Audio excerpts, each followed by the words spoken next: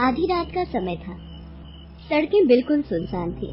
बीच बीच में कुत्ते के भौंकने की आवाज आ रही थी। निर्मला देवी अपनी गोद में एक नवजात छोटी सी बच्ची को लेकर शमशान की ओर बढ़ी जा रही थी। अचानक वो बच्ची रोने लगी। उसके रोने की आवाज उस सुनसान इलाके में गूंजने लगी। कैसे नींद खुल गई इसकी, इतना गला फाड़ रही है कि क्या करे। कहीं किसी को पता लग गया तो भारी मुसीबत हो जाएगी। उसने बच्ची का मुंह दबाया और शमशान में प्रवेश कर गई। शमशान में एक जलती हुई चिता के पास एक अघोरी आंखें बंद कर बैठा हुआ था और मन ही मन कोई मंत्र बुदबुदा रहा था। सीम सीम सीम, deem deem deem. Nirmala Devi उस अघोरी के पास जाकर चुपचाप बैठ गई। थोड़ी देर बाद उस अघोरी ने अपनी आंखें खोली। उसने निर्मला देवी की ओर देखा। निर्मला देवी ने भी उसकी ओर देखा। इस बीच बच्ची फिर से रोने लगी। निर्मला देवी ने फिर से बच्ची का मुंह बंद किया और अघोरी से कहा, लड़की है, बस थोड़ा इंतजार और जल्द ही तुझे पोता होगा। उसके बाद अघोरी ने आंखें बंद कर कोई मंत्र पढ़ा। उसके मंत्र पढ़ते ही उसके बगल में कुआं प्रकट हो गया। डाल दे इस बच्ची को कुएं में, जल्दी डाल दे। निर्मला देवी ने उस मासूम सी छोटी बच्ची को कुएं में डाल दिया। थोड़ी देर उस बच्ची की कुएं से रोने की आवाज आती रही और फिर सन्नाटा छा गया। जा, चली जा अब, पीछे मुड़कर बिल्कुल नहीं देखना, बिल्कुल नहीं। निर्मला देवी अपने घर वापस लौट आई। अगली सुबह, ये क्या कह रही है माँ जी आप? मुझे फिर से मरा हुआ बच्चा पैदा हुआ। हाँ बहू, फिर से मरा हुआ बच्चा हुआ तुझे। पता नहीं क्या किस्मत पाई है मैंने और क्या किस्मत पाई है तुमने। सुनीता का ये 11वां बच्चा था जिसे उसकी सास ने मार दिया था और इसका कारण था वो 11 की 11 बच्चियां थी। लेकिन सुनीता की सास को एक लड़का चाहिए था। पोता चाहिए मुझे, पोता। लेकिन ये है कि लड़कियां ही जनी जा रही है। लेकिन अघोरी के अनुसार जल्द ही मेरी मुराद पूरी होगी और मुझे मिलेगा मेरे खानदान का वारिस। बेचारी सुनीता को तो पता भी नहीं था कि उसकी सास इंसान के वेश में एक राक्षस है जिसने अब तक उसकी 11 बेटियों को उस अघोरी के साथ मिलकर उनकी बलि चढ़ा चुकी है। निर्मला, तो धीरज रख, धीरज। इस तरह परेशान होने से कुछ नहीं होगा। लेकिन कब तक रखूं मैं धीरज? धीरज का फल तुझे इतना मीठा मिलेगा, इतना मीठा मिलेगा कि तू पुरानी सारी बातें भूल जाएगी। तेरी बहू 12 बेटियों को जन्म देगी, उसके बाद ही तुझे पोता होगा।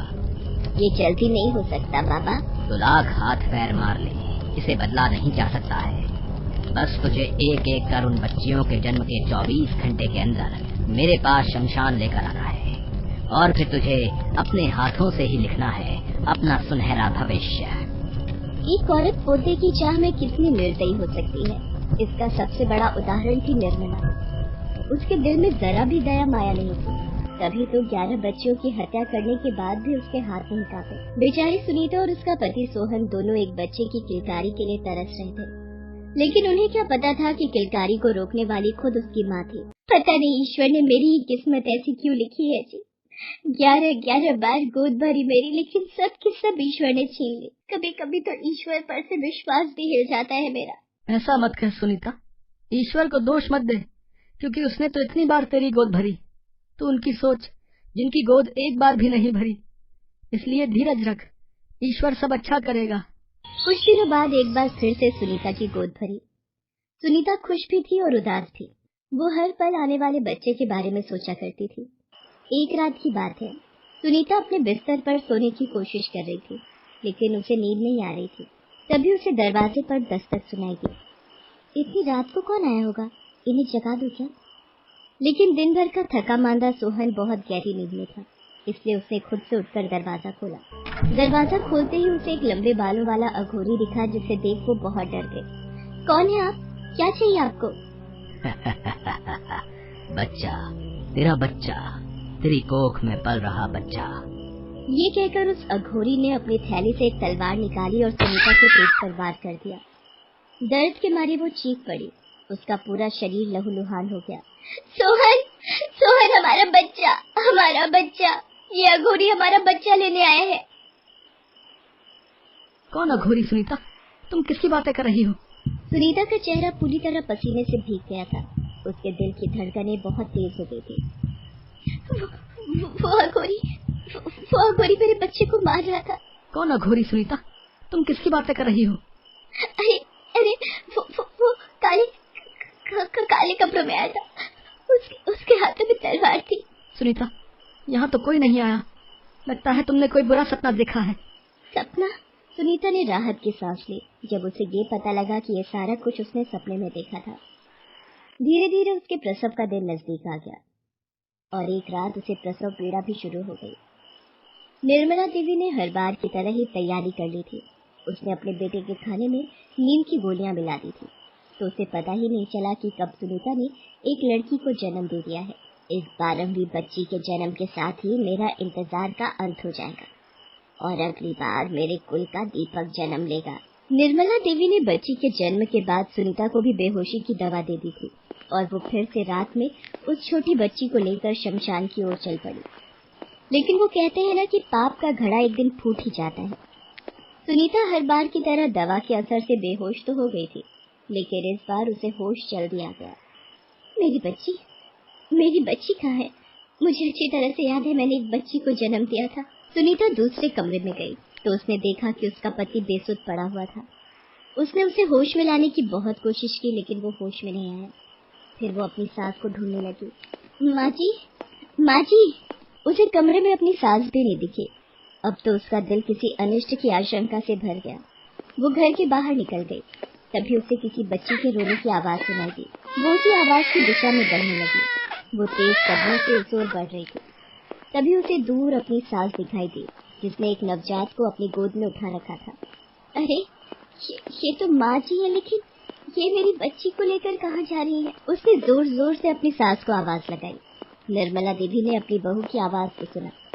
उसने पीछे मुड़कर देखा और जब उसने अपनी बहू को देखा तो अरे इसे होश कैसे आ गया? आज तो सब गड़बड़ हो गई। मुझे जल्दी से शमशान पहुंचना होगा। निर्मला भागी भागी शमशान घाट पहुंची, जहां वो अघोरी बैठा हुआ था। बाबा, मेरी बहू को सब पता लग गया है। वो मेरे पीछे आ रही है। तो चिंता मत कर, तेरा इंतजार अब खत्म होने वाला है। अघोरी ने फिर से मंत्र पढ़ा। मंत्र पढ़ने के बाद पहले की तरह ही उसके बगल में कुआं प्रकट हो गया। जल्दी से उस बच्ची को इस कुएं में डाल दे।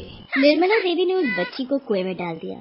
तब तक सुनीता वहां पहुंच चुकी थी और उसने अपनी सास को उस बच्ची को कुएं में फिर से देख लिया था। नहीं! सुनीता भी उस कुएं में कूद गई। तत्काल ही दोनों की मौत हो गई और मृत्यु के साथ साथ सुनीता और उसकी बेटी दोनों कुएं के ऊपर आकर हवा में उड़ने लगे और जोर जोर से हंसने लगे। हत्यारे, तुम दोनों हत्यारे हो। मेरी मासूम बच्चियों को तुमने मार दिया और मैं अपने भाग्य को दोष देती रही। अब मैं तुम लोगों को नहीं छोड़ूंगी। मार दूंगी मैं। बड़ी आई मारने वाली, तुझे मेरी ताकत का पता नहीं है। ये कहकर उस अघोरी ने कुछ मंत्र पढ़ा और अपनी पोटली से एक नींबू निकालकर उसे सुनीता के ऊपर फेंका। लेकिन सुनीता उस नींबू को हवा में ही अपने आप को ज्वाला से नष्ट कर देती है और उसने अघोरी की गर्दन पकड़कर उसे उठा लिया और उसे उसी कुएं में फेंक दिया। अघोरी की मौत हो गई। उसके बाद वो छोटी सी बच्ची उड़ती हुई निर्मला के पास गई और उसकी गर्दन दबाने लगी। छोड़ दो, मुझे छोड़ दो। तुझे छोड़ दो?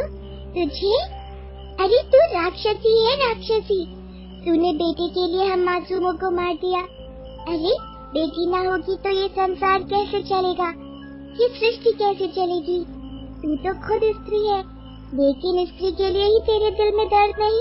ये कहकर उसने निर्मला देवी को मार डाला। उसे मारने के बाद दोनों वहाँ से ये कहते हुए गायब हो गए